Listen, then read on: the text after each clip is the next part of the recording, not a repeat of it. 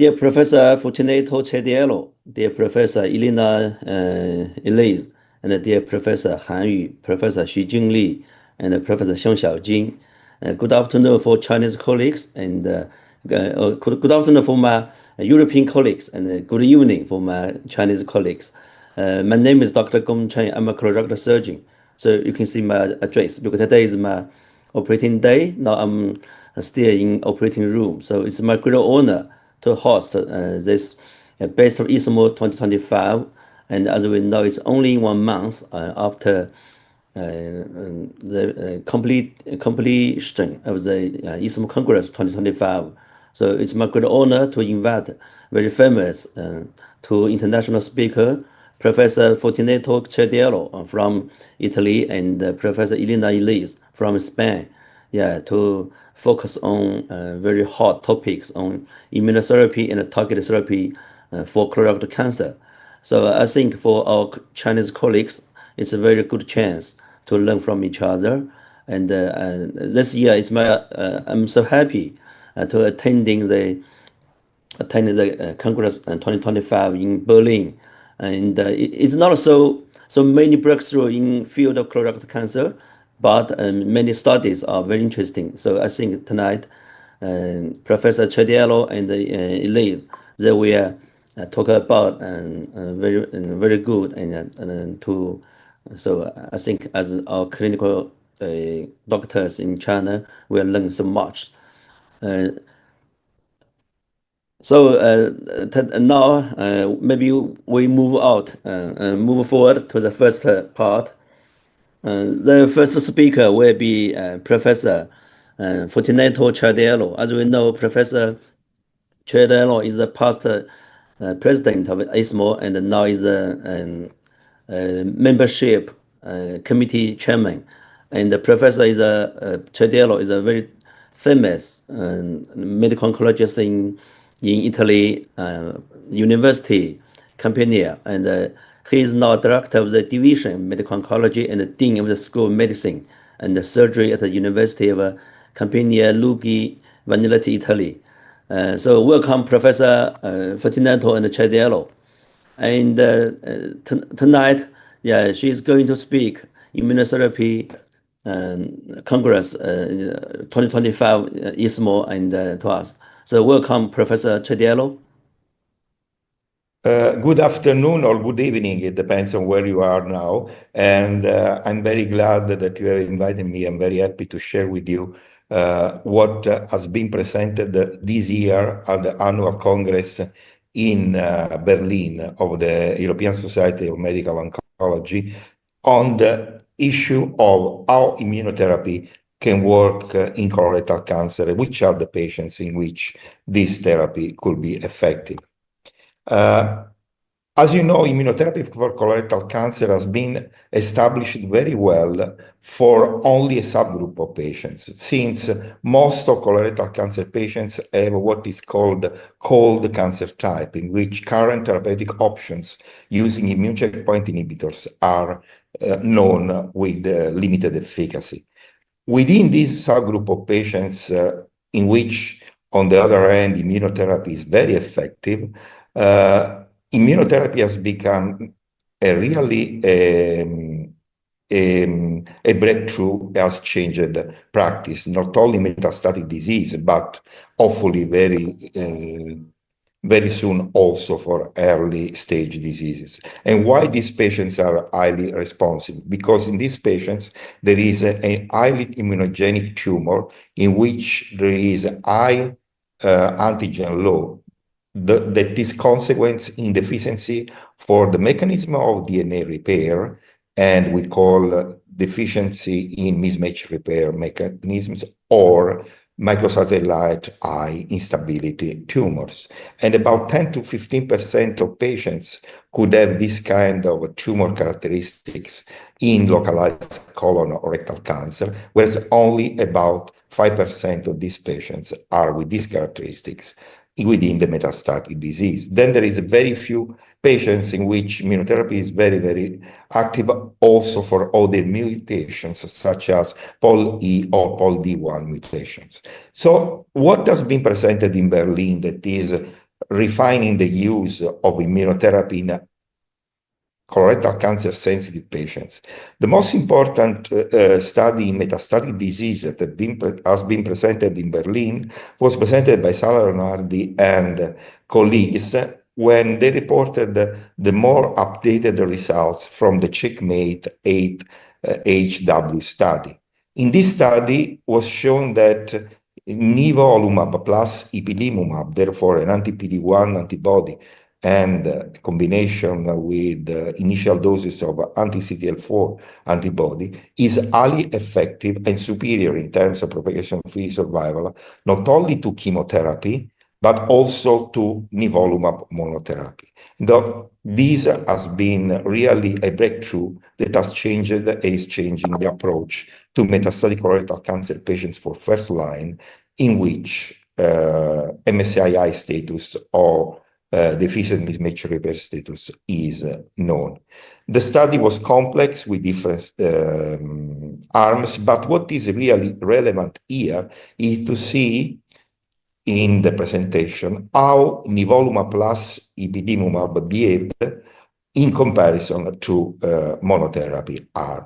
Patients were very well balanced within different countries, within patient characteristics. I don't enter in these aspects, but what is really very relevant with the updated data on progression-free survival is that with this longer follow-up, patients receiving the combination of the two immune checkpoint inhibitors have a very, very long progression-free survival. As you can see, at 48 months after starting treatment, 2 out of 3 patients that receive the combination are still free of progression. And there is a difference if we compare to nivolumab that is statistically significant, although was not really the same that was expected for the threshold that was predefined for the study. But besides this, there is a clear clinical sign of evidence that combination is better than monotherapy in terms of PFS. And this applies to all subgroups of patients that you can consider within the metastatic disease. And also in terms of response rate, clearly there is an advantage for the patient receiving the combination. Safety was very, very good, also because ipilimumab in these combinations is used at relatively low dose and for a short time. And so the increase of toxicity over nivolumab monotherapy is relatively low.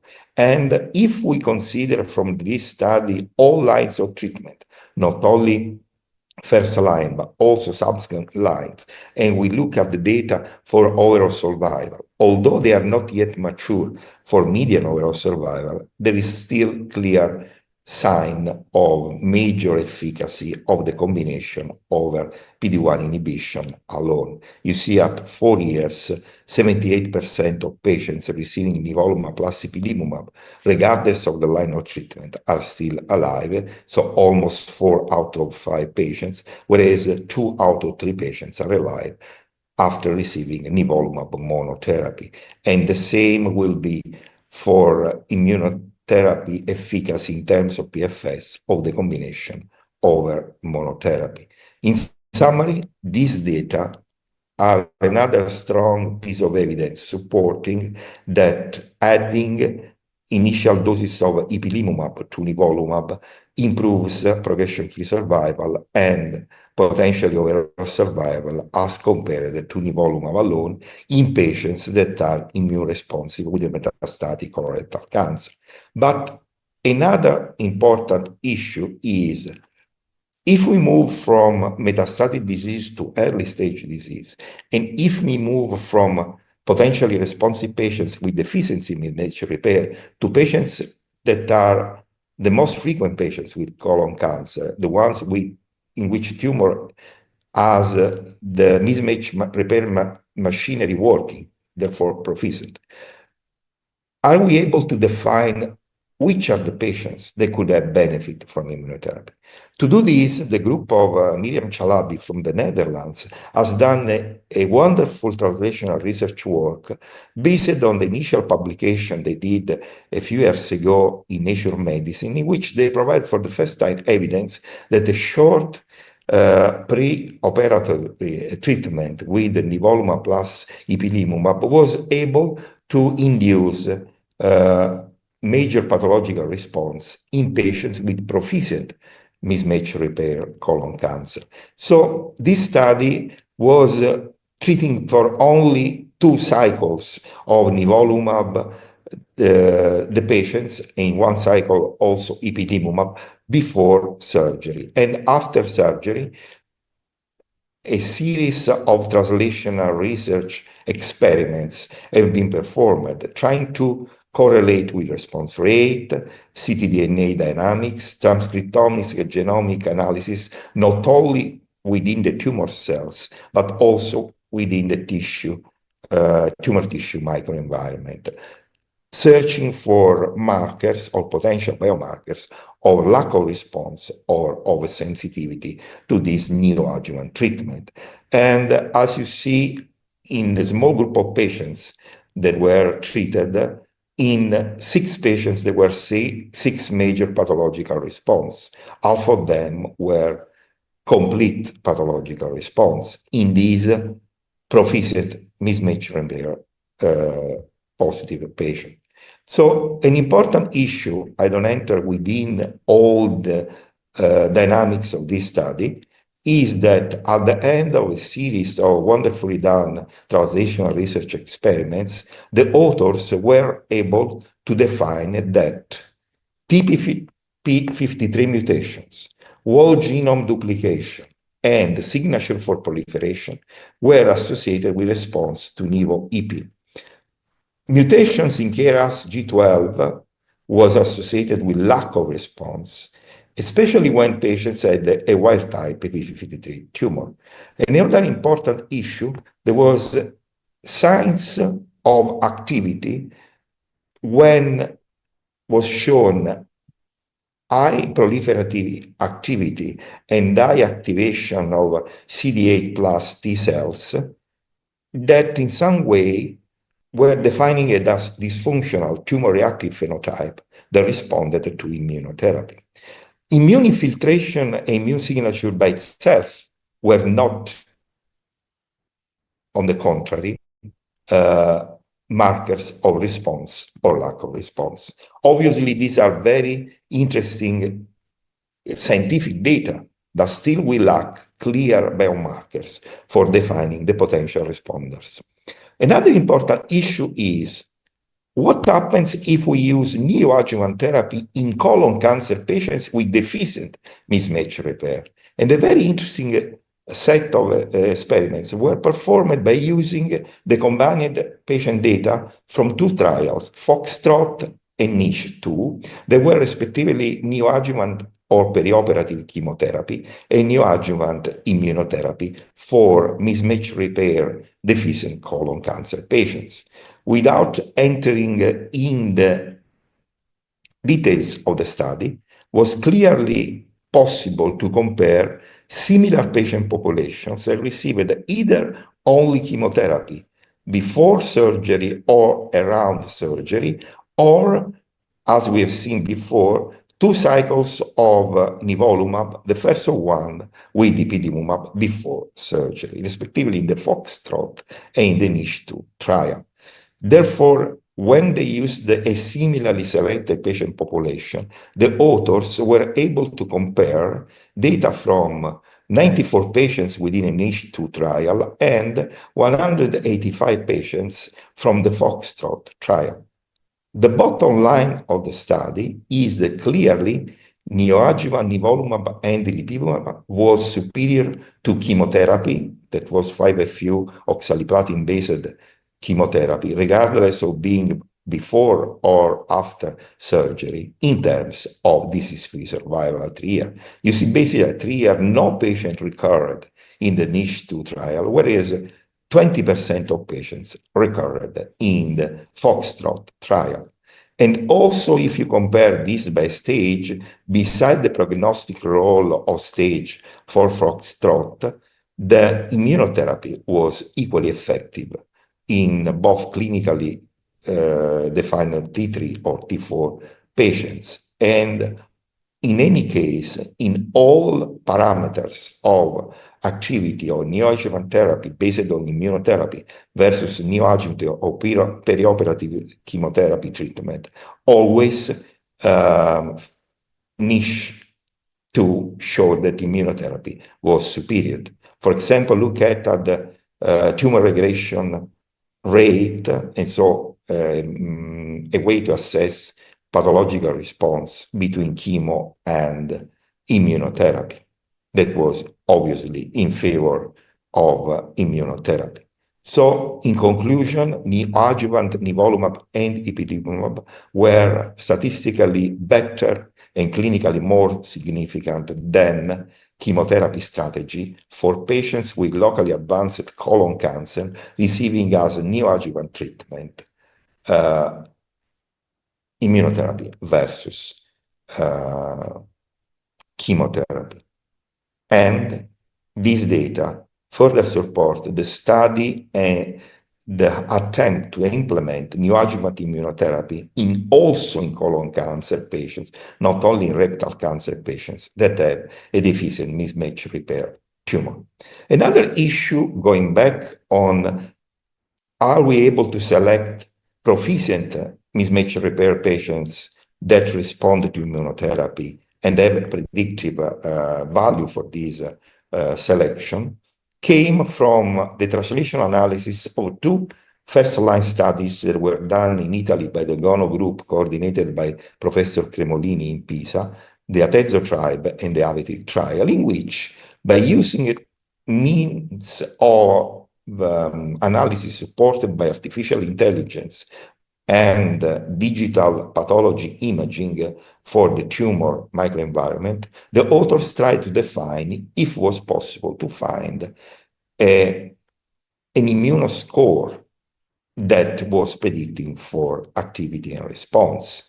And actually, they developed an immuno-oncology unit scope platform in which whole slide images were analyzed and were defined for understanding which were the cells that were within the tumor microenvironment and how numeric difference and activation difference could account for potential response or not to immune checkpoint inhibitors. So they used the two studies, the randomized phase 2 Atezo tribe study, in which for FOXIRI bevacizumab was compared to the same protocol containing also atezolizumab, or when another PD-L1 antibody, avelumab, was combined in a phase 2 single arm to for FOXIRI cetuximab. Obviously, in the second study, only RAS/RAF wild-type patients were considered. They used this as a training cohort, model application, and model validation. Without entering the details of the study, they were able to define a group of patients considered with a high score for this AI biomarker informed digital pathology of TME, finding a good predictive correlation both in the Atezo tribe and in the Aveti trial with progression-free survival and overall survival. Therefore, the authors can conclude that although exploratory and needs further validation in prospective trials, maybe there is an artificial intelligence derived biomarker score based on digital pathology that could define a subgroup of metastatic colorectal cancer patients with proficient mismatch repair or microsatellite stable tumors, in which adding PD-L1 inhibitor, such as either atezolizumab or avelumab, can increase activity and efficacy of chemotherapy. Another issue is, can we increase activity and efficacy in MSS patients in metastatic disease by combining not chemotherapy, but for example, multi-tyrosine kinase inhibitors and PD-1 or PD-L1 inhibitors. An interesting phase 1b study was presented by combining fruquintinib, that is a multi-tyrosine kinase anti-angiogenic drug that is on the market for metastatic chemorefractory disease, with one PD-L1 inhibitor. And interesting signals of activity within all the limitation of this phase 1b study had been reported in Berlin when tislelizumab was combined with fruquintinib. But a more robust evaluation of a combination of a multi-tyrosine kinase inhibitor that can block several TKI, tyrosine kinase receptors that are linked not only to angiogenesis, but also to activation of epithelial to mesenchymal transitions, such as tyro3, AXL, MER, and MET, is combined with an immune checkpoint inhibitor. And the study is the so-called Stellar 303 randomized phase 3 study. This study was done based on a previous phase 1b study, the Stellar 1001, in which manageable toxicity and interesting antitumor activity was shown when such a multi-kinase inhibitor called zanzalintinib was associated with the PD-L1 inhibitor atezolizumab. So the Stellar study was a straightforward randomized phase 3 study in refractory patients who have been treated with all available chemotherapies and or biologic agents that were appropriate, and had an MSS or proficient MMR tumor. 901 patients were randomized to receive a standard regorafenib. The question can be, is still a standard regorafenib in this patient population, versus zanzalintinib plus atezolizumab. And the key issue of this study was the analysis of one of the two primary endpoints, that is overall survival. As you can see, overall survival is on the wall, improved with an hazard ratio of 0.80, median of 10.9 months versus 9.4 months with regorafenib alone, and therefore shows a statistically significant improvement in overall survival, although not yet of high clinical relevance, but maybe a signal is there where to find which are the patients that will most likely benefit by the combination of zanzalintinib and atezolizumab. And in any case, this is the first randomized phase 3 trial after a series of negative trials showing that in MSS tumors, by using an immunotherapy approach, in this case combined with a broad range TKI inhibitor, is superior to a TKI in survival for patients with metastatic colorectal cancer that have failed all previous therapies. The co-primary endpoint of the study was analysis in patients without liver metastasis. There is a trend also in this patient population. You see survival goes from 12.7 months with regorafenib to 15.9 months with a combination of atezolizumab and zanzalintinib. There is still not yet a final answer on this co-primary endpoint because data are not mature yet. And if you look at all subgroup analysis, there is no clear difference in any obvious subgroup that we can consider for this patient population. And in terms of also the presence or the absence of mutations in RAS or liver metastasis or prior anti-VEGF antibody treatment, there is no major difference in terms of hazard ratio, although these are exploratory key subgroup analysis. Obviously, these are reflected in an improved progression-free survival. Regorafenib achieved the expected median PFS of 2 months that was almost doubled by the combination.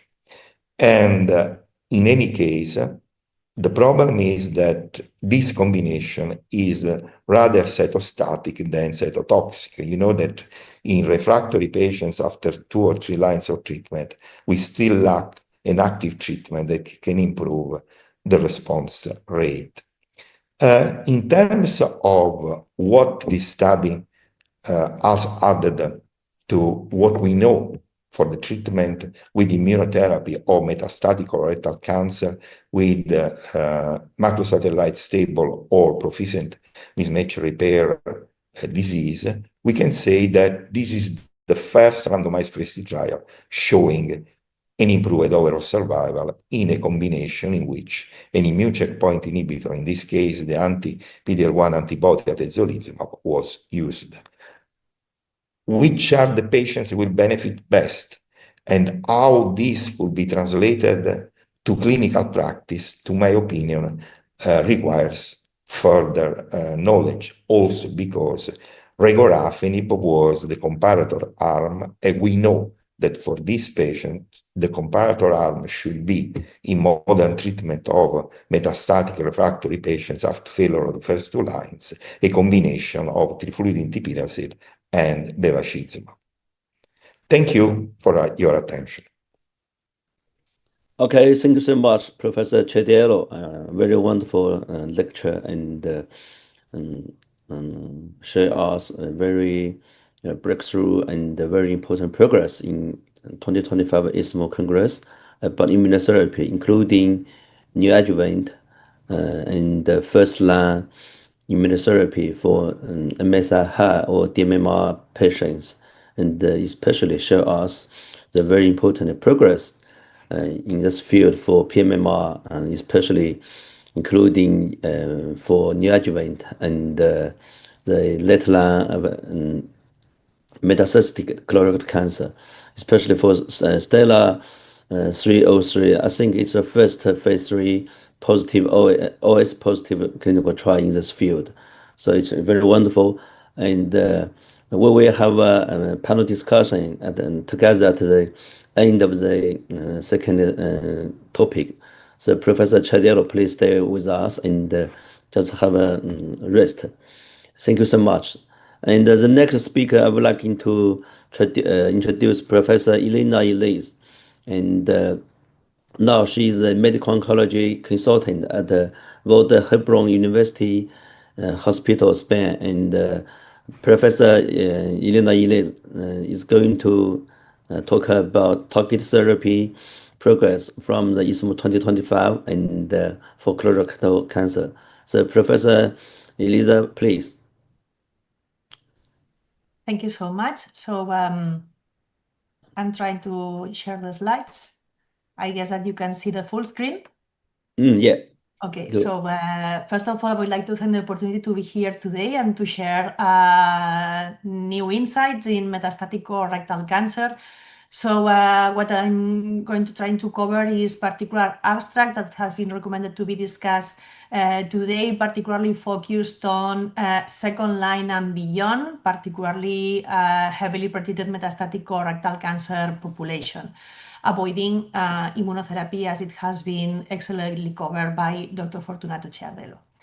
So these are my disclosures. It's important, I think, to establish a basis about the behavior of metastatic colorectal cancer. It has been tough to incorporate biomarkers to treat our metastatic CRC patients just because of the main features of colorectal cancer. This is a super heterogeneous tumor, what it means that we may find several molecular alterations, tumor mutations that can coexist all together and can change, guaranteeing clonal evolution once we are starting a targeted therapy. What it means in colorectal cancer, anti-EGFR therapies for all RAS, BRAF wild type, BRAF inhibitors, and then we have other coexistence, for example, together with MSI high status. So heterogeneity it's very complex in colorectal. We know that this is a genomic illness, and one of the biggest problems in metastatic colorectal cancer is that the founder genes that warrant the carcinogenesis, what it means APC, the Wnt beta-catenin pathway, have been until now undruggable, what it means a problem. And then we have the problem of biomarker determination. We learned that in patients with Ras-Bra wild type right-sided tumors, the response to anti-EGFR therapies is not that good as for left-sided tumors, but we still don't understand why. So we have a limitation to test particular biomarkers, and we still have to learn a lot about the underlying biology of colorectal cancer. But the data that Professor Ciardello has presented today and the studies that I'm going to present are the translation of how relevant it is to understand the tumor biology of colorectal cancer to build new drugs, new compounds in this disease. So I mentioned at the very beginning that I'm going to focus on heavily pretreated population. So here you have a picture of the ESMO, updated ESMO guidelines of colorectal cancer. So the molecular profiles of colorectal cancers now are known as Ras-Bra wild type CRC patients, tumors harboring RAS mutations, tumor harboring BRAF mutations, or MSI high patients that, as I mentioned before, I'm not going to cover. So now we have plenty of options for this patient population. It is recommended in the third line to test the HER2 overexpression, trying to find eligibility for clinical trial or the possibility, if accessible, to treat these patients with HER2 targeted therapy. And for these patients, since third line and beyond, we have trifluridine-tipiracil-BEV. I agree with Professor Ciardello, this is the standard third line of treatment, but we have other options in the third line, like is the case of fruquintinib, or other drugs like regorafenib, or the potential of re-challenge in patients with Ras-Bra wild type tumor. So let me start with this particular patient profile, patients with Ras-Bra wild type tumors. So this year, it has been very important to cover this particular treatment strategy, the re-challenge. Remember that re-challenge is for those patients that are Ras-Bra wild type. They were treated in a past time point with an anti-EGFR therapies. They presented a partial response or a prolonged stable disease. Then they have a progression on treatment, and with a washout period, we try to restart again with the anti-EGFR. So we try to re-challenge the patient once we confirm that there was a progression on treatment with anti-EGFR. This would be the strict definition of re-challenge. So I'm going to cover the Citrix study because this is we had at ESMO this year the presentation of all the data of Citrix study. This is the first randomized clinical trial in the third line setting of metastatic colorectal cancer, Ras-Bra wild type tumor. This is a study led by the group of Clara Montagut in Spain.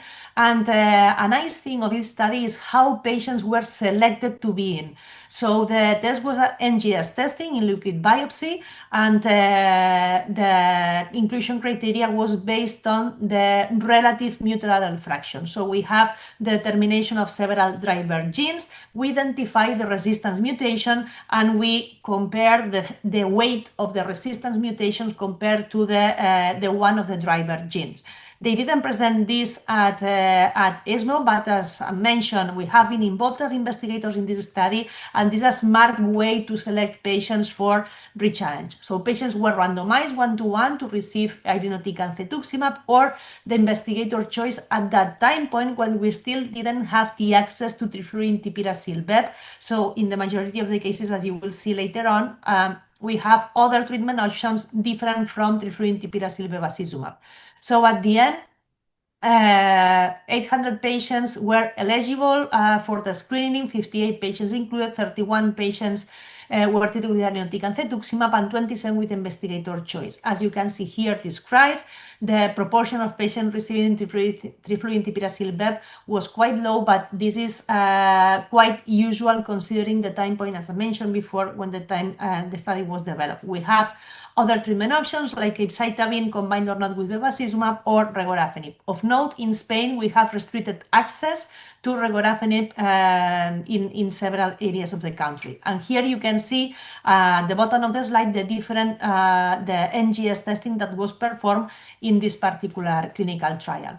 Regarding the patient features, I would highlight that for those patients included in the cetuximab irinotecan re-challenge strategy, more patients had a complete response or partial response in the frontline therapy, and more patients have a prolonged washout period in the group of cetuximab and irinotecan treatment arms. But globally, the patient features were balanced.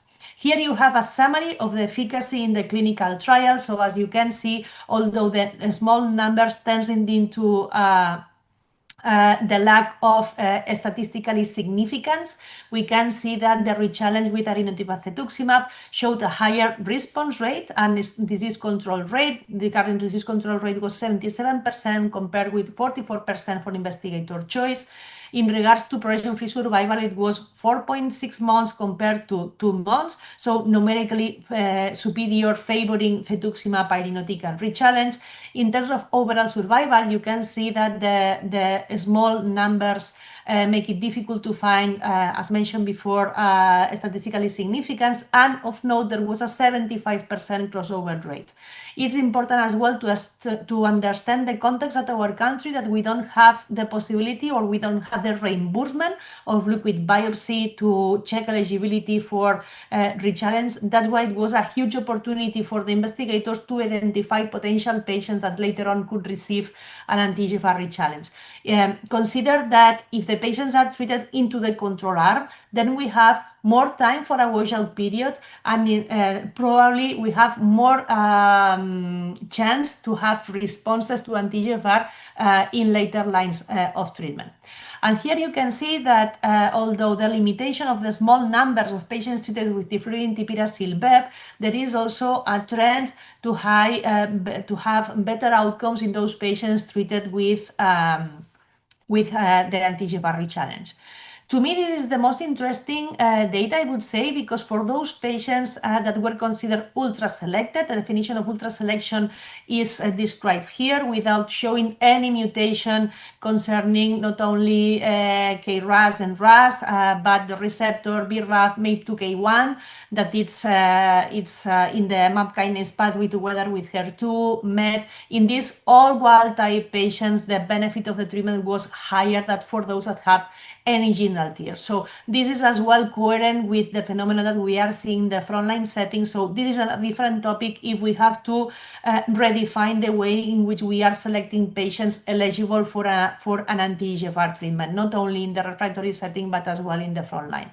So as a summary and conclusions and food for thought about CITRIC, I would say that ctDNA represents a biomarker strategy to guide EGFR reintroduction rechallenge, as liquid biopsy enables the longitudinal and minimally invasive tracking of tumor evolution, so that it's a way to capture the heterogeneity and dynamic nature of metastatic colorectal cancer across lesions. The CITRIC trial demonstrates the potential benefit in terms of progression-free survival and overall response rate of this treatment strategy, and must be guided by liquid biopsy. And the results are aligned with the Parity trial. Remember that it was a study that evaluated the sequence of panitumumab, regorafenib, or the reverse sequence guided by liquid biopsy, or the data that we as well as VHAO presented at ESMO, in which we selected as well patients based on the relative mutant allele fraction that really helps to identify extra patients for this treatment strategy. But at the end, a bottom message is that we have to think and to harmonize the assays that we are using to test the mutant allele fraction and try to find an ideal threshold in order to define patient eligibility for these particular clinical trials. So if we move now to a different treatment strategy, in this case, this is the FIANCE trial presented by Zev Weinberg. So as I mentioned at the very beginning, for colorectal cancer is fundamental the Wnt beta-catenin pathway, as this is the beginning of the carcinogenesis of the sequence polyp adenoma adenocarcinoma, and this is fundamental. But classically, all the drugs that have been developed in the Wnt beta-catenin pathway has been translated in a high incidence of particularly GI toxicity. So that's why it's interesting, this particular compound. This is an immunoglobulin G4 monoclonal antibody that has the potential to inhibit DKK1. DKK1 is a regulator that is involved in in the Wnt signaling and has been described to be related with tumor progression, metastatization, and angiogenesis. And as you know, angiogenesis is a crucial hallmark in the development of colorectal cancer. So the way in which these compounds would work is that sirexatamab would neutralize DKK1 and stimulate an immune-mediated anti-tumor response, and this would have as well a reduction into the angiogenesis and the pro-oncogenic PI3K-AKT pathway. So this is a monoclonal antibody that has an impact in terms of immune stimulation, the blockade of angiogenesis, and the blockade of proliferation. The activity of this compound has been demonstrated in functional models and in cell lines and in phase 1 clinical trials. So what they present at ESMO this year are the results of this global phase 2 randomized clinical trial in the second-line setting. The second-line setting of colorectal cancer is an absolute desert because, as I mentioned at the beginning, we have plenty of options in third line and beyond. And for the front line, we have several molecular subtypes, very interesting new treatment strategies in the front line for every particular molecular subtype. So at the end, the second line is fully dependent on what we are going to do in the front line. So that's why second line is a great scenario to explore new compounds, because really we have a lot to earn in this case. So patients were required to have a prior line for metastatic disease and were required to have an MSS, colorectal cancer, an absence of BRAF V600E mutation because of the particularity that these particular tumor types exhibit. So as mentioned, patients were randomized 1-to-1, nearly 200 patients, to receive sirexatamab plus FOLFIRI or FOLFOX combined with bevacizumab, or the standard of care, namely FOLFOX or FOLFIRI combined with BEP. The primary objective was progression-free survival assessed by the investigator, and secondary objectives include safety, overall response rate, and OS. So what you can see here is that there is a nice representation of patients with liver metastasis. So we could say that there is not a refinement of patient selection, and an important proportion of patients, 50% of them, previously received an anti-VEGF compound. So this is important to understand the results of the study. What you can see here is that we find an increase of response rate for those patients treated in the experimental arm, 35% compared to a 26%, but we don't see a huge difference in terms of survival, as you can see here. But please note that if we are now checking the DKK1 high subgroup that could be assessed by immunohistochemistry, we see that there is an enrichment of response with a 38% compared to a 23%, and a higher benefit that is significant in terms of overall survival, 9 versus 7 months, with a hazard ratio of 0.61 in terms of progression-free survival. In overall survival is even better, with results not reached for patients treated in the experimental arm, and 14 months in those patients treated with the control arm, and a hazard ratio of 0.42. So from my point of view, these results really warrant to further explore this treatment combination, more considering that the safety profile is quite appropriate and we don't see a higher increase of grade 3 or 4 toxicity using this particular compound. And this is an added value because I mentioned at the very beginning, it's very difficult to develop compounds that are focused on the Wnt beta-catenin pathway because of the GI toxicity. So as a conclusion about this abstract, it's true that the primary endpoint was not met in the general population in terms of progression-free survival, but if we pay attention to biomarker selection, this benefit is translated in terms of PFS and OS, and from my point of view, this warrants a further development of this clinical trial, maybe a phase 3 randomized control trial or a phase 3 study with an interim analysis. Later on, we can discuss with Professor Chardello, for example, and his experience about how to better develop these compounds.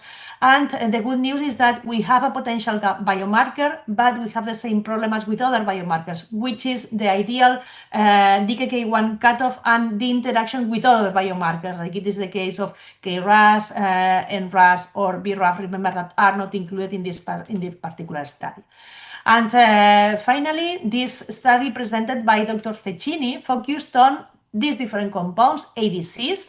If I have to bet about new drugs that will be in the therapeutic landscape of metastatic colorectal cancer, I would bet for ADCs.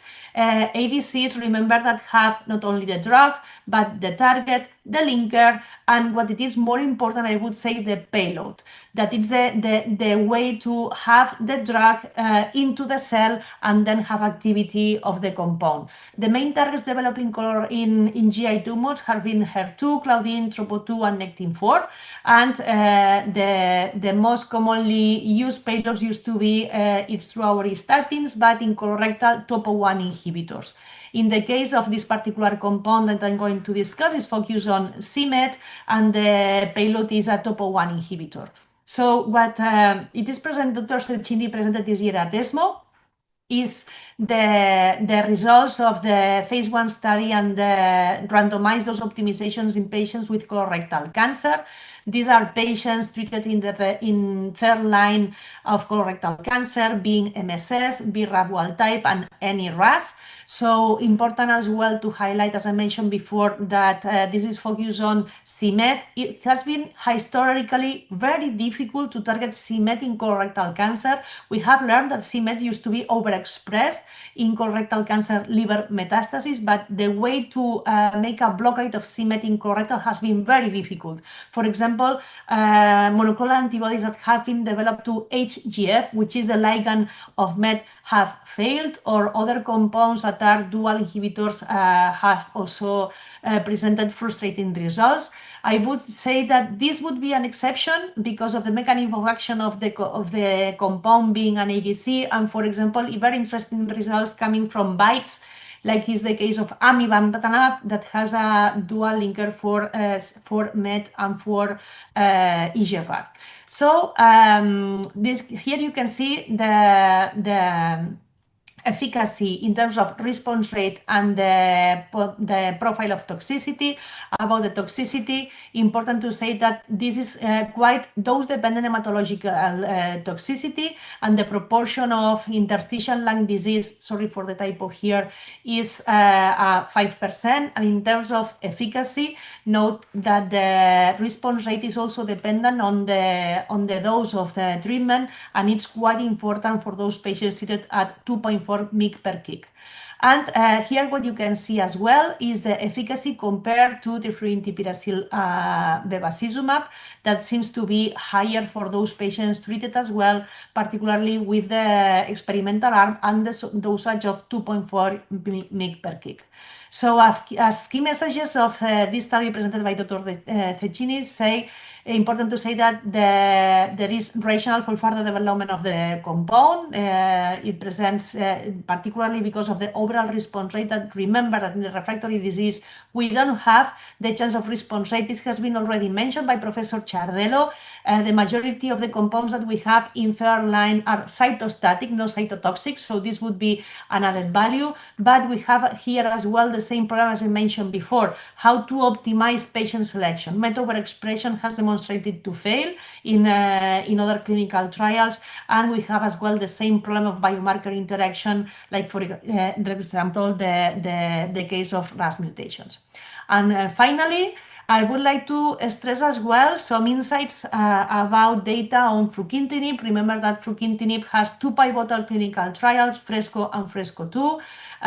FRESCO turned into the approval of fruquintinib in the third line setting in Asian countries, and what you can see here are the results of a pooled analysis of placebo-controlled studies focused on fruquintinib and the recall of AESIS, what it means, events of a special interest related with fruquintinib that you can see listed here. And the bottom message of this study is that we confirm that the presence of AESIS has not been translated in a higher proportion of patients requiring dose reductions or to stop the treatment, and is coherent along all the clinical trials and the data that we have that have been already presented. So we could say that it's what we expect from the compound and the mechanism of action of this compound, and it's well managed, particularly hypertension and the dermatological toxicity. And here what you can see is an abstract that was focused on the expanded access experience of fruquintinib, basically in European regions. And what you can see here is that an important proportion of patients, nearly 50% of patients, have the access to receive fruquintinib for more than 2 months and cycles. So what it is translated in the feasibility as well to prescribe this particular compound in the real world setting. So potential as mentioned in the third line disease for this patient population, and later lines in European context. So I presented this when I discussed the Stellar 303 trials. The situation that we have today in the refractory setting of metastatic colorectal cancer has really improved compared to past year. Before 2023, we just had the fluindapyr monotherapy and regorafenib. With the results of FRESCO, FRESCO-2, and Sunlight trial, we have more and more options together with anti-EGFR rechallenge in third line setting and beyond, and we have potential of other treatment strategies as mentioned before, like is the case. Let's see what happens with sanzalintinib and atezolizumab in MSS metastatic colorectal cancer, and new targets, new drugs, new compounds that are just progressing into further development, basically ADCs or, for example, target therapy, particularly focused on RAS that I haven't mentioned because of a lack of time, and other immunotherapy treatment strategies. We don't know, for example, is in the future patients without liver mets could become a new subtype of metastatic colorectal cancer. With this said, I think we have to improve the way in we are developing clinical trials and try to incorporate, particularly in early stage clinical trials, early stage I mean phase 1 clinical studies of biomarker assessment, pharmacodynamic assessment, radiomics, pathomics, and trying to use new tools like artificial intelligence to understand the behavior of these compounds and how we have to optimize patient selection and drug development. One final message is that these new ways to develop new compounds are very fancy and are quite rational, but remember that particularly in the refractory disease, patient journey is fundamental. Patient priorities and the profile and the features of patients and their environments are crucial in order to develop new strategies and new compounds based as well in the patient experience, what it means, pros and cons that are fundamental in these lines of treatment. With this said, thank you for your attention to all the researchers and patients and relatives that are involved in clinical research, and happy to take questions and further discussions. And thank you so much. Okay, thank you so much, Lina Eliza, and a very wonderful lecture to share us some very important progress in field of targeted therapy for colorectal cancer, including some new compounds and some new biomarker. And now we will move forward to the panel discussion. And tonight we invite three Chinese colleagues, Professor Xu Jingli from Shanghai, Shanghai 10th People's Hospital, and the medical oncologist, and Professor Han Yu from Harbin Medical University Cancer Hospital, also a medical oncologist, and Professor Xiang Xiaojun, another medical oncologist from the Jiangxi Province Cancer, the first hospital of Nanchang University.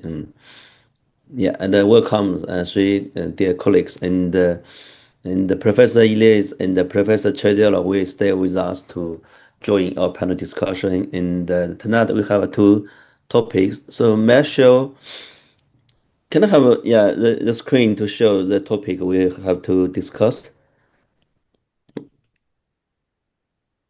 后台把那个 so we have two topics. The first topic is the results of the dual immunotherapy for newly diagnosed MSI DMMR metastatic colorectal cancer presented at the ESMO 2025. How might these results impact your clinical practice? Yeah, I think maybe this is a result from the checkmate 8HW and Professor Chediello only, and yeah, just show us the results. So from who will start? Professor Han Yu. Yes. Hello, everyone.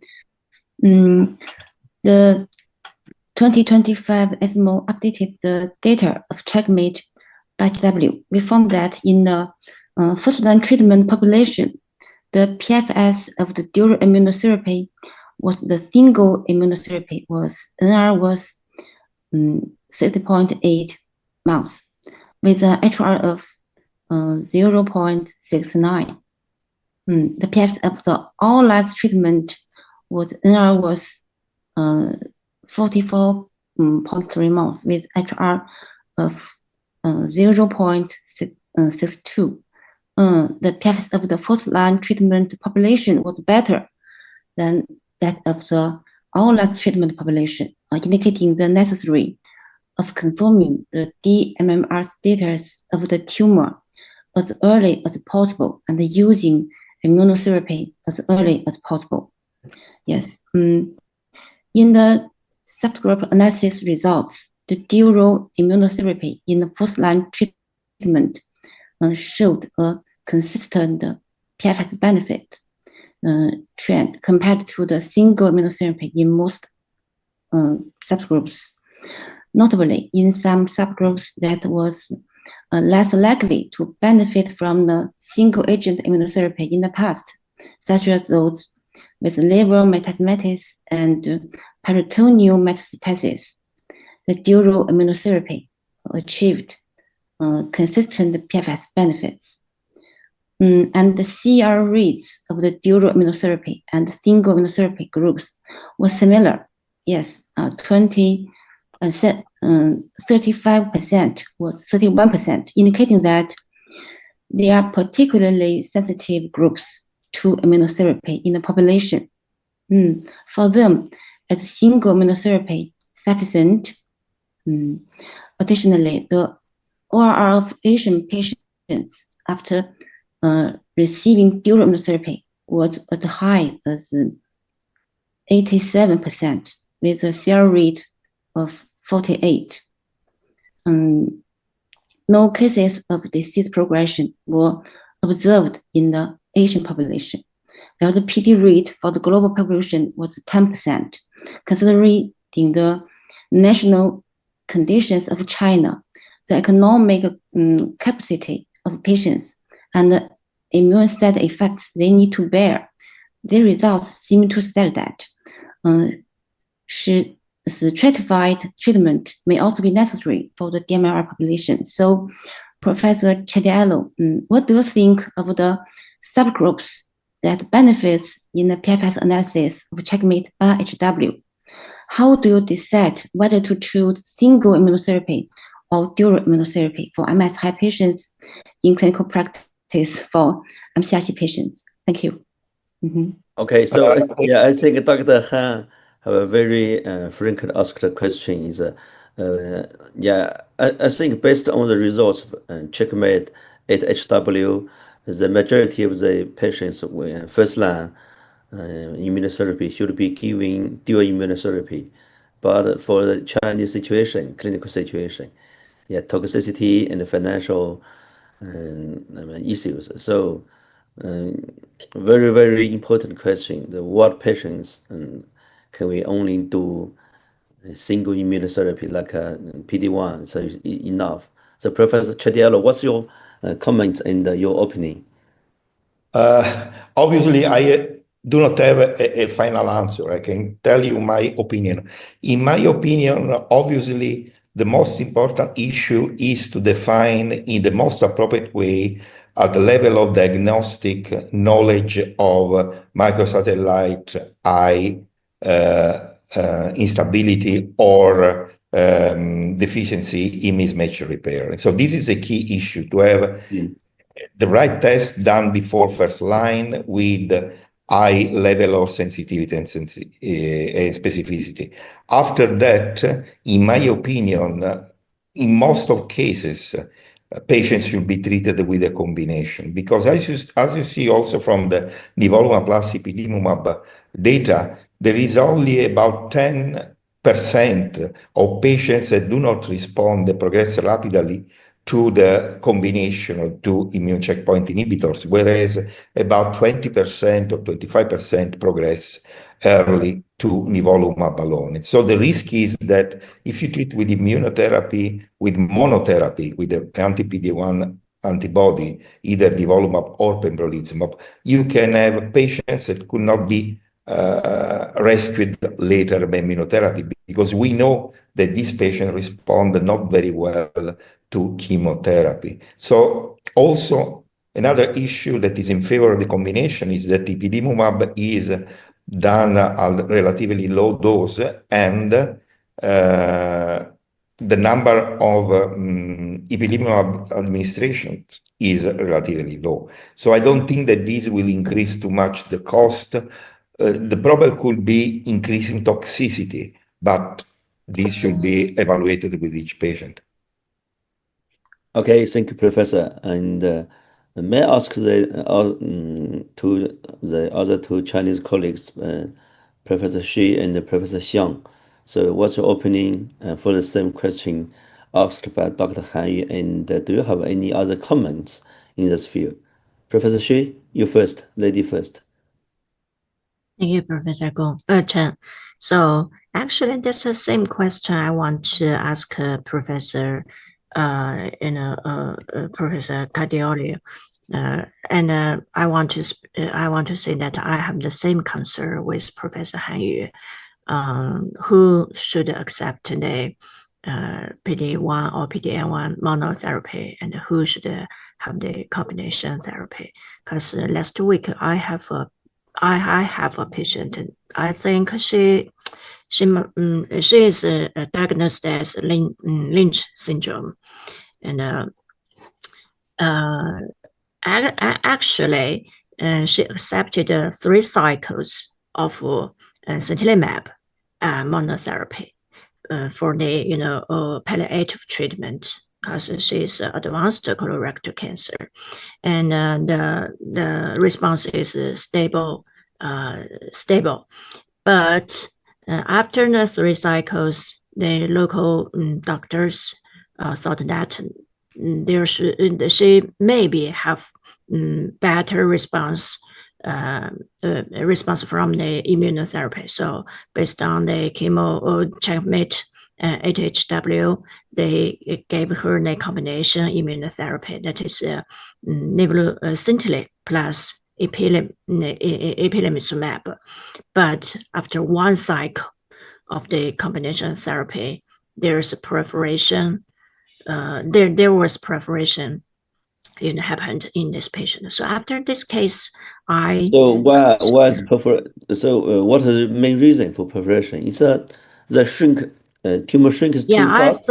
I think that is due to the quick shrink of the tumor, because there's a linkage of the the secretions into the peritoneum, and she has to stop any foods and came to our hospital. Professor Lu, he gave her another operation, and to mend the perforation and to take other leakage from the peritoneum, and but the pathological reports after the second operation, there's no tumor cells. All the cells is reported as some inflammatory cells. No tumor cells. So I guess that maybe the proliferation is due to the quick shrinkage of the tumor. So after this case, I consider that what kind of patients we should choose the monotherapy, and what kind of patients we should choose the combination therapy. Because based on the CheckMate 8HW, we always say that better response, better efficacy of the combination therapy, but we need to take the side effects into our account. And in my opinion, or in my clinical practice, I think as to the Lynch syndrome patients, I think I will be take much care of my range. Maybe monotherapy should be my preference for the start. And as to the DMMR or MSI high, that is beyond, that is not Lynch. Maybe we should take carefully, give it carefully to the patients with the combination therapy, but still we need to consider the economical toxicity of the combination. Yeah, Okay. actually, there's no answer for this question. Just my Dr. Shi's case raises the concern of the safety, I think the same situation here in China because the financial. So I want to know, Professor Elena Ilis, so what's your opinion? And in your country, how about the drug feasibility? So this both PD-1 and ipilimumab also can be covered by national insurance. Yeah, we are more or less in the same situation, and we still don't have the reimbursement for doing that. We are pending on that, but I think it will be accessible for us to do so. So we have the chance to, in the near future, to select PD-1 plus CTL4 dual blockade or just the PD-1. So I fully agree with all the comments from my colleagues. The issue is that, for example, something that I have heard, particularly from US physicians, is that for those patients that do not have a high tumor burden or maybe patients that could be frail, they tend to consider a monotherapy. And indeed, something new as well in this at this ESMO presentation is that really patients with nivolumab alone behave extremely good. Really, the results are excellent, although it's true that still is superior with a dual blockade. So let's consider that for a patient with high tumor burden, I would prefer maybe the doublet. But there is another issue that is the underlying biology. So, for example, RAS mutated tumors used to be more clonal, more immune ignorant. So maybe in these particular cases, I would like better to have a dual blockade for these patients if they don't have a particular contraindication. So, or for example, there is a super nice real world study of the group of Julian Tayeb in which what they saw is that for those patients that have an ECOG performance status of 2, and that ECOG performance status is related with cancer, not with an underlying condition, related with cancer, these patients have more benefit using a dual blockade because they have the chance of higher response. So maybe in these particular cases is more useful because the prognosis is so bad that maybe with just one thing we are not done. So the bottom message is that we really need more biomarkers. Maybe we need surrogated biomarkers, trials incorporating liquid biopsy to understand the mechanism of upfront resistance, acquired resistance. This is fundamental. And something that I find it very interesting is the particular loss of certain mutations. We know, for example, that PMS2 behaves different. So I think there is a lot to understand in terms of biomarkers to select patients for a monotherapy or for a doublet. From my perspective, we have patients for one and for the other. The problem is that to date, we don't have the capability to identify who are they. Probably for frail patients, it's easier, but very intriguing to see what I have mentioned. A ECOG performance status of 2 related with cancer behave better in a real world study if we use a blockade. So this is, I think, our responsibility for us as a scientific community to develop this type of data. Okay, thank you, Elisa. And Professor Chen, I want to put up a question to Professor Elena. Do you think the TMB is a good marker for us to choose the patients or guide us to give the patients mono or combination or doublet? Yeah, super interesting question. I don't. I think TMB in colorectal cancer must be linked to the MSI high status. Indeed, the group of Luis Diaz published a super nice letter at New England discussing about the behavior of TMB as a biomarker that really works for the majority of solid tumors, but not for colorectal. So in colorectal needs to be linked with MSI. And regarding being MSI, the higher the mutation, probably has something to do, but from my point of view, if the type of mutations that these patients have, that in particular cases are more immunogenic, in other cases are not that immunogenic.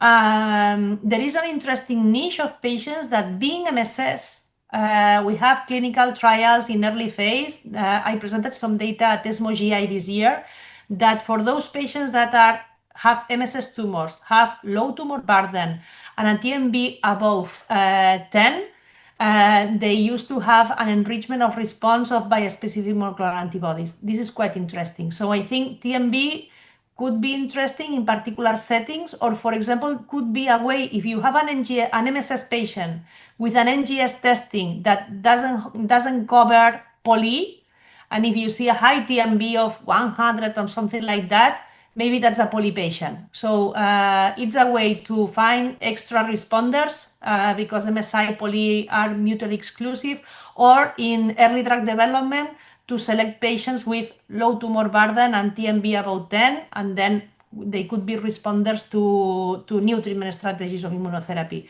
but not for eligibility dual versus monotherapy. Very interesting. PD-L1 expression, for example, there are some studies that have seen that maybe it's higher for those patients with using a doublet if they have a high PD-L1 expression, but nothing conclusive.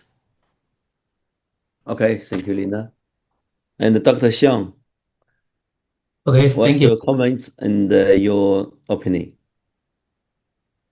Thank you for having me here. And with the result of the study AAW, I'm optimistic. In my opinion, it will further reinforce the status of first-line standard treatment for patients with dMMR or MSI high mCRC. As we know, updated data show that combination therapy reduced the risk of disease progression by 31 compared with the biomed monotherapy in first-line setting with an ORR of 73%, which is significantly higher than the 61 in the monotherapy group, strengthening its position as a preferred first-line treatment in clinical practice. And second, I think it will refine clinical therapeutic decision-making. Although the dual immunotherapy regimen offers superior efficacy, the instance, as we can see, of grade 3 to 4 treatment-related adverse events was higher than that in the monotherapy group. As I remember, 24% versus 17%. It was higher treatment discontinuation rate. This will make clinicians formulate regimens based on patients' age, physical status, comorbidities, etc. For example, giving a dual immunotherapy for young, physical fit patients with good performance status, and choosing PD-1 monotherapy for elderly patients with multiple underlying diseases. And third, I think we need the subsequent exploration of biomarkers and patient selection. In this report, we know that first-line PFS of dual immunotherapy regimen did not meet, right, the pre-specified statistical significance threshold. It's I remember the p-value predefined is less than 0.038, and the overall survival data across all treatment lines remain immature.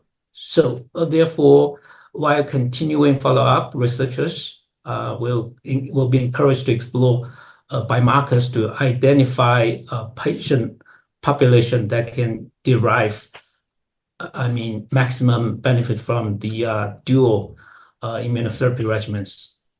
Thank you. Okay, thank you, Dr. Xiang. Very good comments. And finally, may I have the question to both Chidiello, Professor Chidiello, and Professor Elena Ili. As we know, even we using combination for this specific population, we still have maybe 10 or 15% patients with PD progression. So, what's your strategy for the first line, even after the dual immunotherapy and still progression? So, What's your strategy for these patients? Elisa? See, you mean for patients MSI high that Yeah, develop MSI high, resistance? the first line. Okay, so yeah. So once you have a progression to first, just to pay attention to the profile of progression. Depends on if we have a rapid progression or hyper progression. Let's check the MSI high status, what was going on with that. If we don't understand the behavior of a particular patient, important to confirm that really this is an MSI high tumor. So if it's a regular patient with imagine a response from 6 months to 1 year, for example, that is expected, 1 year, 1.5 years, is what we used to see. An important proportion of patients achieve these 2 years and then this time out of studies, so out of treatment. So if the situation is on progression, let's prioritize the molecular subtype, what it means Raspberry RAF wild type based on sidedness, to start again the pathway. For those patients that they stop the treatment because they completed the 2 years, it's important to assess the period without treatment. For example, it's 1 year, I would try to reintroduce again the PD-1 inhibitor or the combination. And as mentioned, for the other one, restart again the path. I have heard from other colleagues that, and Professor Chardelo has more experience than me on that regard, is that for those patients that are MSI high, the chance to respond to anti-EGFR is quite low. But I don't know, Fortunato, what are your thoughts about this? Because I have heard people that it's very contundent about this. Although being left-sided, I don't think they will respond to anti-EGFR if they are MSI. First of all, I guess 99% of RAS-RAF wild-type patients are MSS. So it's very, very rare to find a RAS-RAF wild-type patient that has an MSI tumor, and I agree with you in terms of response. Going to the question number 2, that is basically the question on MSS tumors. Basically, nobody has an answer today. I'm sure that within the 95% of metastatic colorectal cancer patients that are with microsatellite stability, there is a subgroup of patients in which immunotherapy can be activated as effective. The problem is that from any kind of attempt of classification or stratification, including TMB, PD-1 expression, CMS grouping, we don't have any real information regarding who are the patients with MSS tumors that could respond to immunotherapy. That's why we're very intriguing the data presented by the Chalabis group on Nivo-IPI neoadjuvant therapy in MSS colon cancer patients and the translational data. But we have seen that although the data were very, very relevant scientifically, and they were trying to dissect several different informations regarding activation of subpopulation of T lymphocytes or the role of proliferation or a specific pathway more or less activated, there is not a clear picture that can predict. Also, what has been shown by the group in Pisa in Italy regarding the combination with atezolizumab in the Atezo tribe and Avetric is really intriguing, and maybe we can define a predictive score, but how this translates to real strategies for therapy today in clinical practice is so difficult to define. Clearly, small molecule tyrosine kinase inhibitors such as zanzalintinib that blocks not only VEGF receptors, but also other receptors that could be important in the epithelial to mesenchymal transition and in the inhibition or of the activation of immune response could be of interest. And although we are not so satisfied by the Stellar 303 results, clearly there is a signal there that there is a subgroup of patients in which could work also immunotherapy. I think it's still a big challenge, and I don't know which would be the answer. You know that there are some reports showing that patients without liver metastatic involvement will be more amenable to respond to immune checkpoint inhibitors. Is that a surrogate biomarker of a specific biologic property of the tumor that is not able to metastatize to the liver, or is the liver is something like a sanctuary that it cannot be reached by what we are using now as immunotherapy? These are questions that are very, very relevant, but I don't have an answer.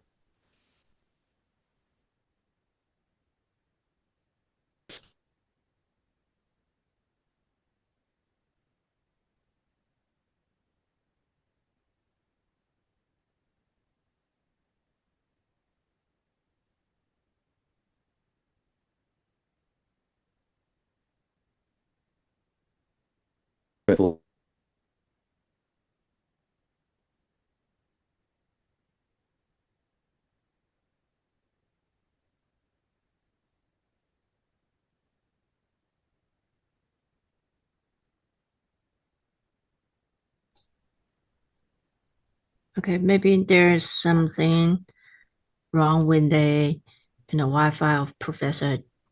Okay, Professor Chen, you're in here again. Yeah. Okay. Can you hear me? Yeah, we can. So you Yeah. go Okay. So ahead. Professor Shi, what's your opinion? You go ahead. You go ahead. Yeah. So based on the Stella 303 and today in your clinical practice, do you think you were using this model for your patients?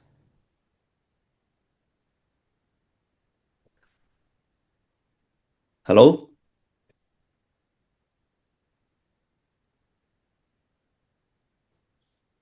Hmm?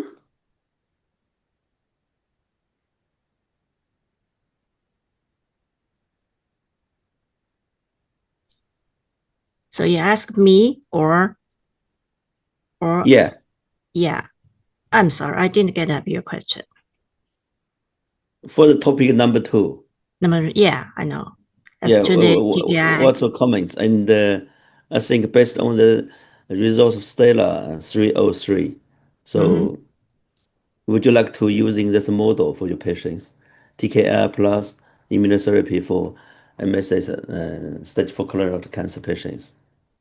Yeah, I think this is an old concept in our clinical cause targets plus immunotherapy. Maybe we have talked about it since the improvement of the immunotherapy, including the pembrolizumab plus immuno or the small molecule TKIs. And you know that we have done the clinical trials of the how to translate it. Happiness combination. Happiness is sinful, yeah. Intilimab plus fructini. I think, and also before this, we have the regorafenib plus Nivo or other PD-1 antibodies. I think there's no doubt that the combination with small molecule TKI plus immunotherapy could improve the OS or PFS of the advanced colorectal cancer, especially for the late stage, the third line, or even more for fifth line of the CRC patients. I think in our clinical practice, besides the clinical trials after second line treatment, maybe no matter the EGFR rechallenge or the molecule small TKI plus immunotherapy or the test 1-2 plus bevacizumab is I think the 3 main directions or 3 main choices for us. Yeah. Yeah. Okay. Thank you. I think my opinion is the same. In recent 5 years, just after Japanese trial Reganivo, so we realized for some like a small part of patients will still get benefit from the immunotherapy plus TKI, especially for patients without liver metastasis patients.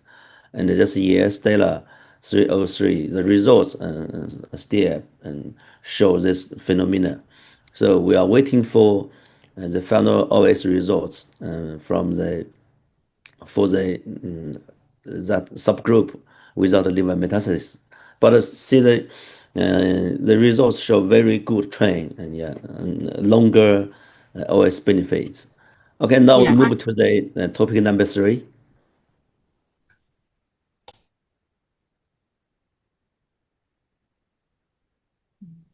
So can you have the screen for the topic number 3?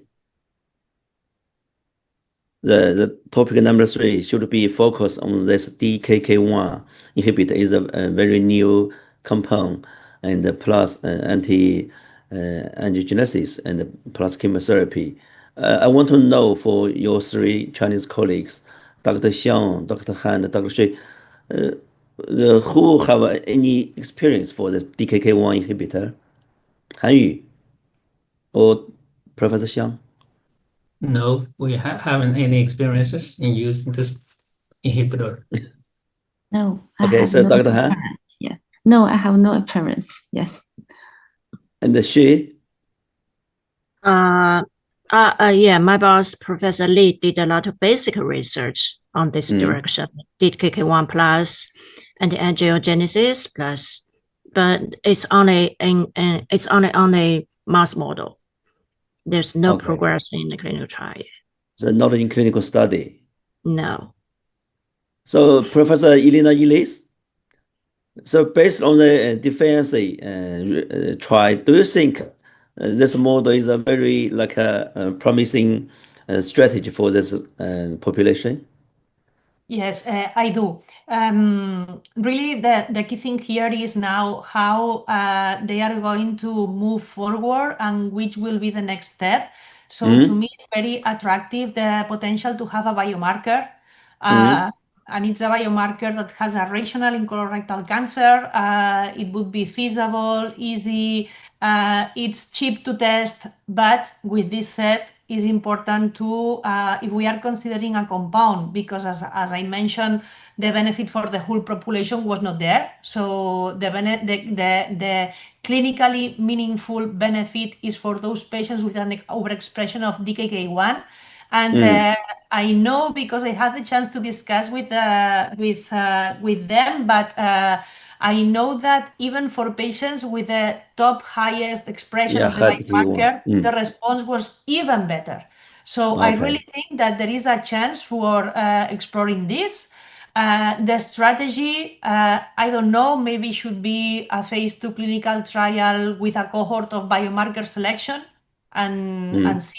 Or I don't know if a phase 3 condition to an interim analysis, or I think in these cases when we still don't know how the biomarker behaves, we need new trial designs incorporating patient selection, biomarkers, and in order to be more sure if we are going to move to a phase 3 trial. So to have more information about this and maybe developing a clinical trial based on biomarker selection. So how to test the DKK1? Using immunohistochemistry? Yeah, as far as I understood, is immunohistochemistry.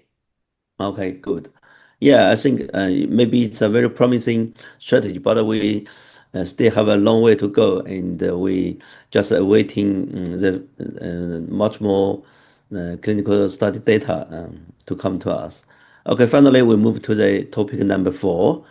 So generally today, I think, as we know, the anti-angiogenesis therapy is very, very important in management of stage 4 colorectal cancer. So can I have invite like Dr. Xiang, and what's your general opening? How do you use this strategy in your patients?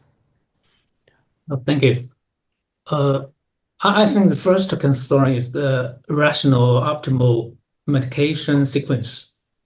Current evidence-based data support the use of large molecule monoclonal antibodies like bevacizumab in combination with chemotherapy in the frontline setting. Small molecule TKI are more common used in later lines due to their multi-target nature. So further evidence is needed to confirm whether moving a small molecule TKIs to frontline yields better outcomes. Ideally, a reasonable selection of anti-angiogenic agents could be guided by ctDNA monitoring for drug resistance. And the second concern is selection of combination partners. Beyond chemotherapy, anti-angiogenic agents are often combined with immune checkpoint inhibitors to modulate the tumor microenvironment and enhance immunotherapeutic efficacy.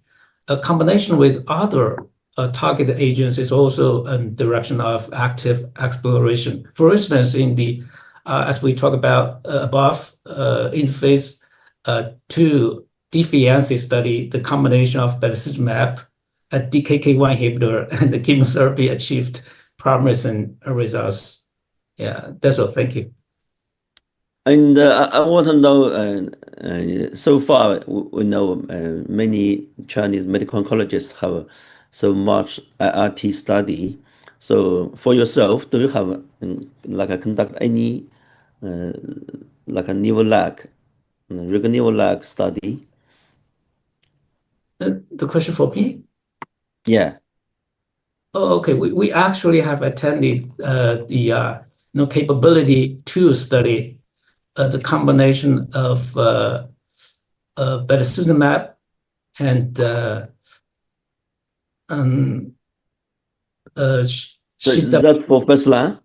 And PD-1 inhibitors. So in my practice, I just made a minor change to this regimen, and combination is PD-1 inhibitors plus regorafenib and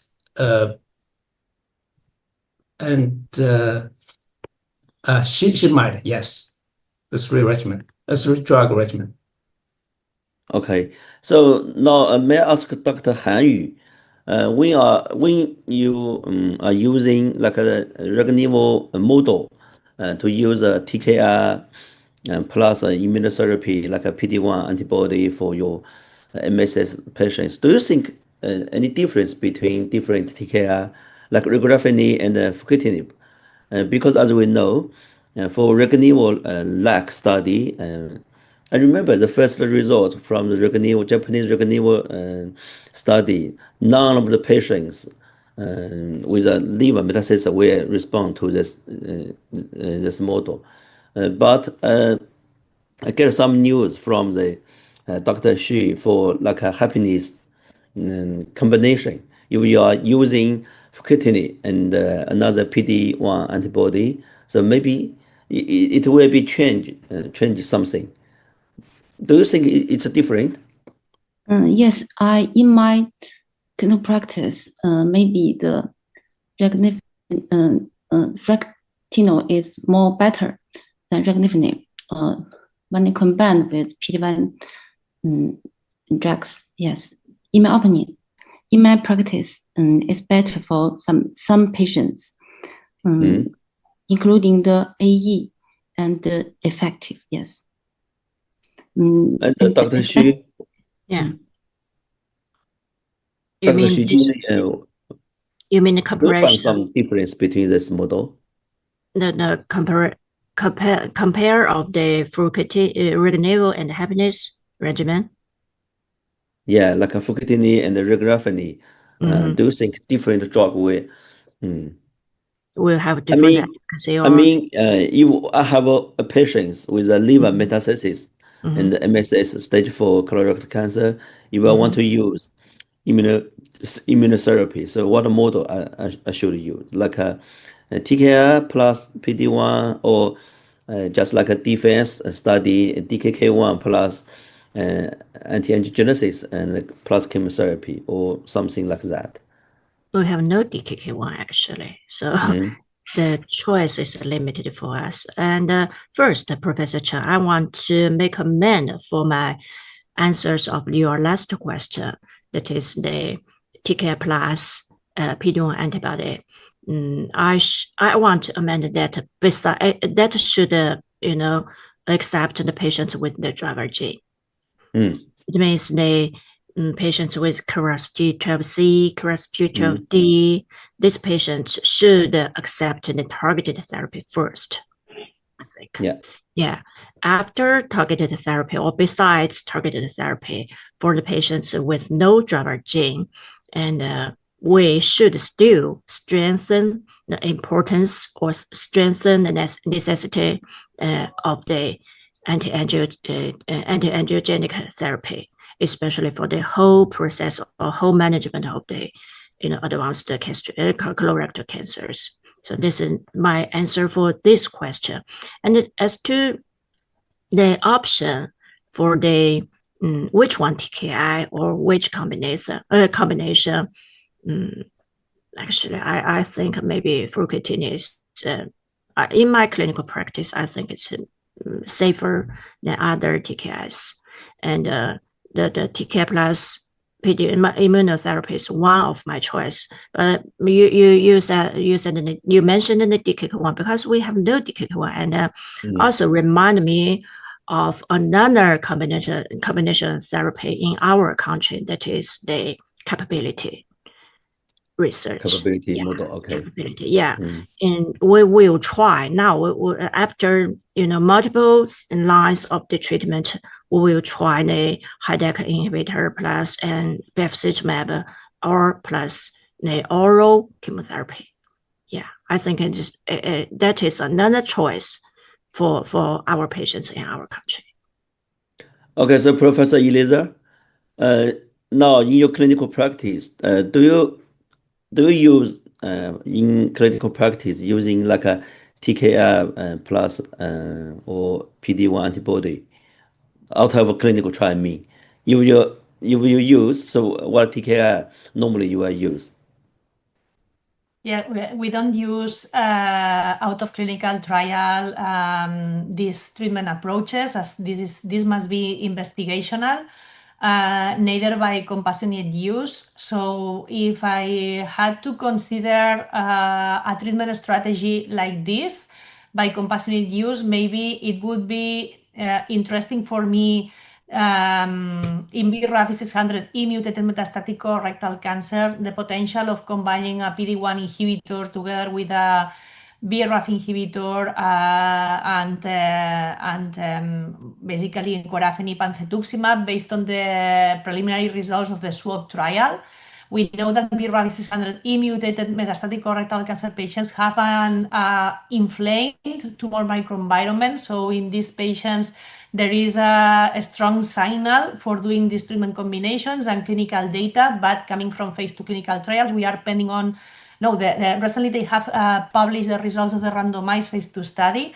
Or for example, the group of Ryan Corporan have published as well results combining spartalizumab, dabrafenib, trametinib. But this would be in very, very particular situations in a patient that do not have any other option. So these patients are candidates for clinical trials. For example, combinations of, we had experience in the Stellar 303 study. Really, for those patients that have low tumor burden, the potential of response is really interesting. But with the magnitude of benefit that the trial has shown until now, I think this is still really very limited to consider a compassionate use. So we have to squeeze the data and see how this will be evolving. And for example, there is very nice data as well combining PD-1 inhibitors together with regorafenib. Marwan Faki has published a lot of data about this, particularly in patients without liver mets.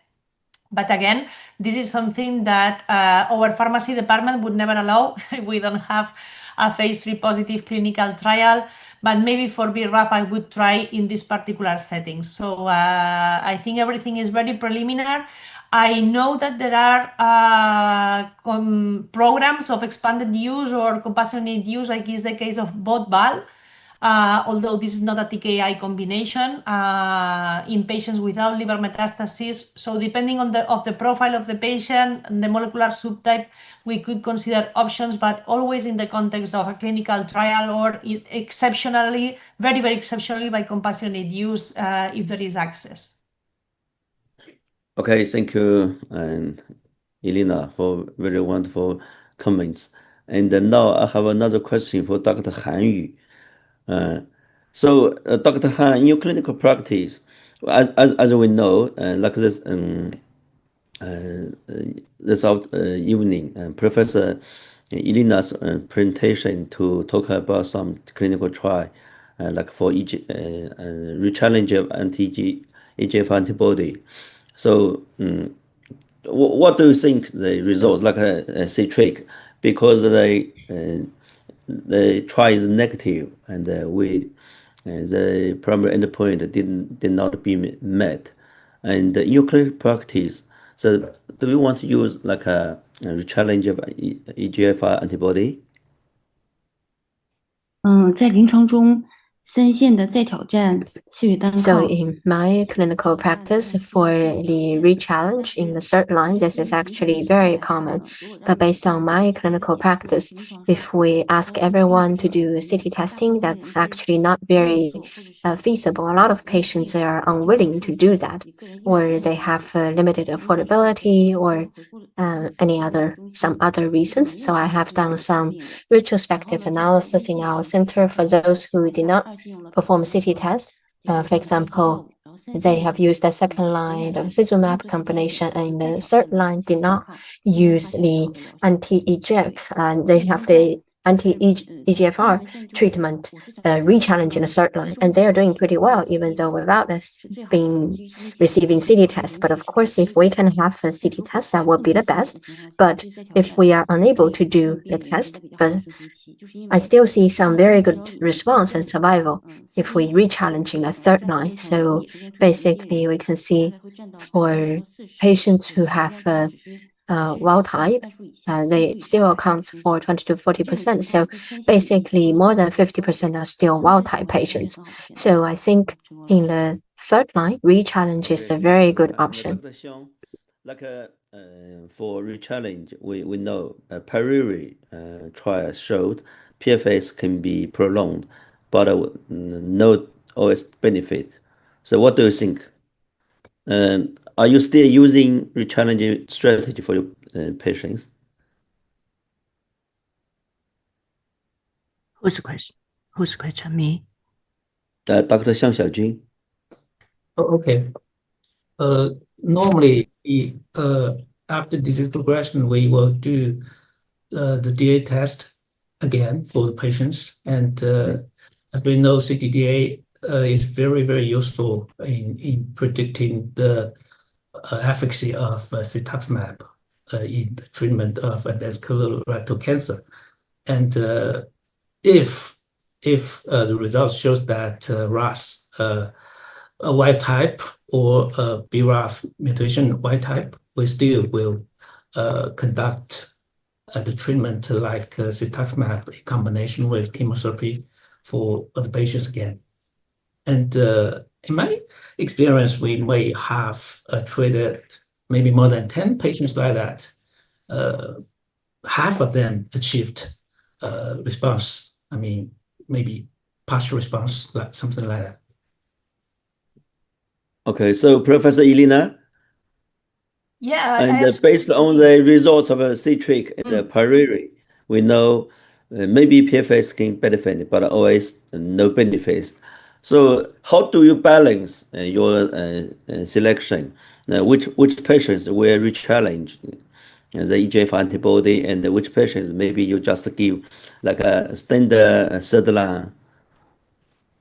Yeah, this is a great question. I think this is a question that has not been answered because even the Parere and Citric trials don't include trifluridine BEP as a comparator. That would be the ideal situation because really trifluridine BEP, at least in the European context, is the standard of care in the third line setting.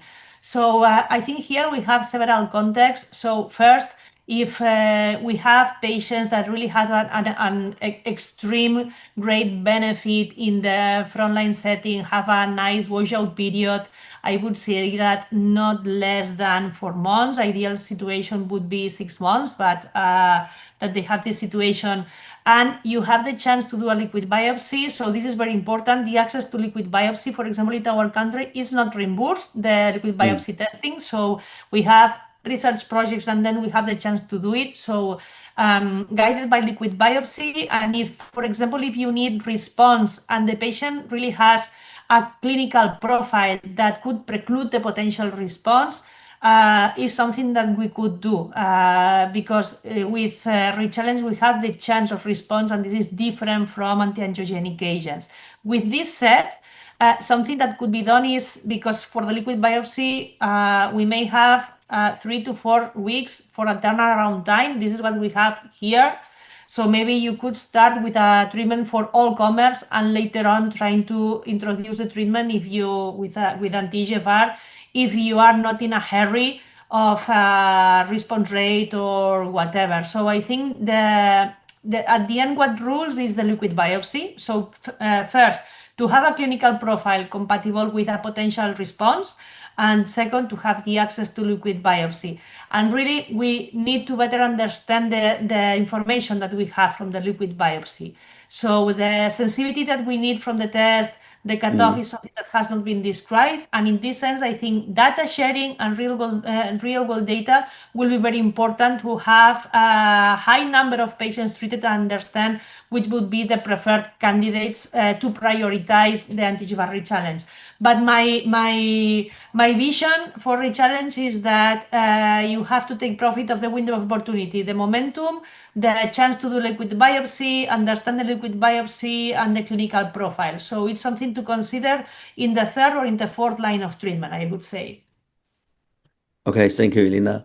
And then finally, I have another question for our Chinese colleagues. As we know, we just talk and discussed the strategy challenge for EGFR antibody. It's a very important challenge strategy, and I think now, although the results are sometimes controversy, but the trend is significant. I think the challenge of EGFR antibody is a good option. And another option is a maintenance therapy for EGFR antibody. So I want to know in your clinical practice, because I mean, you challenge in the maintenance sometimes, like a controversy. You want maintenance, so maybe you will lose the chance for a challenge, and because based on the like a priori, and I remember it's a Japanese trial, Rumari or Pursuit. So for rechallenge, if you want to improve the efficacy of rechallenge, so you have to prolong the interval between the last use of the EGF antibody, and especially if this interval is longer than 12 months, so the efficacy of rechallenge is good. So I want to know, like Professor Xiong Xiaojing and Professor Han Yu, how to balance the maintenance EGFR antibody and the rechallenge of EGFR antibody. Dr. Xiang. Okay, thank you. This is a really complicated question. I think it is very hard to answer this question. But in our clinical practice, we usually continue the EGF antibody after the patient received maybe 8 to 12 cycles of cetuximab in combination with chemotherapy. Why do we do that? For one thing, is because we have some limitations of medical insurance policy, and for another is we have attended some clinical trials. I still remember that around 10 years ago we have participated the clinical trial in which cetuximab is used as a maintenance therapy.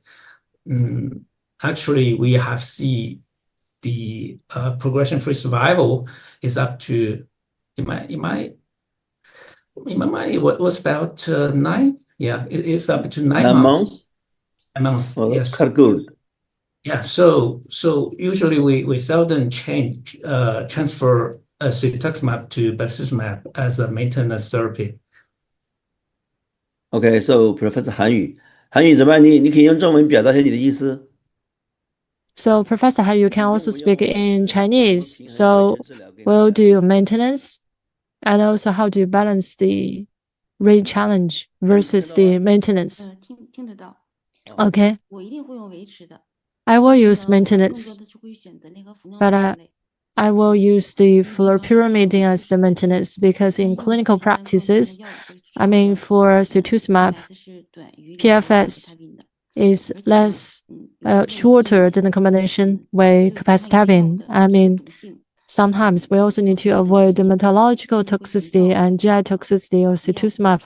And sometimes we will stop the targeted therapy and just carry on with fluoropyrimidine. But when will we stop the treatment, we still need to have individualized approach to manage that. So Professor Chen Hong, you asked about toxicity and efficacy, right? Because for maintenance of the VEGF as the versus the re-challenge, I mean sometimes we would see the conflicts. How do you strike this balance?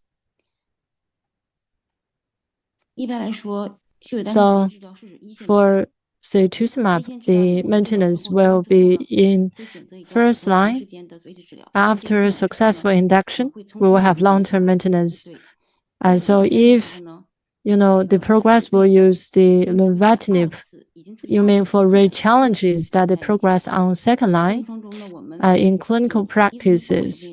We have low compliant patients. They cannot have good maintenance. They want to stop the drug themselves. Well, in clinical practices, I didn't find patients that would have good responses with short immunotherapy treatment duration. So for me, if patients can be compliant, I will prioritize maintenance. And so after second line progression, maybe I will do re-challenge. RAS wild, BRAF wild type patients, they have better prognosis. And so for first and second line treatment, they have good PFS. In third line, they also have low benefits. And so PFS can be 30% and OS can be 8 to 9 months. Okay, that's all from me. Thank you so much. Yeah, I think I have to conclusion this evening's this very interesting conference about best of ESMO 2025 ESMO Congress. And we have a very wonderful keynote lecture brought by Professor Fortunato Cediello about immunotherapy, and another topic brought by Professor Elena Elise about targeted therapy and progress. And we also have a panel discussion focusing on very wonderful or very clinical practice questions. And I think especially our Chinese colleagues have learned so much from our European colleagues, and we hope to find another option to learn from each other. And I want to thank you, Professor Fortunato Cediello and Professor Elena Elise. Thank you so much. And I also like to thank Professor Xiang Xiaojun, Han Yu, and Xu Jingli. And we hope in future we can find another option and then to exchange. Thank you so much. Thank you so much. 拜拜。 Bye bye. Bye. Thank Thank you. you. Bye-bye. 再见。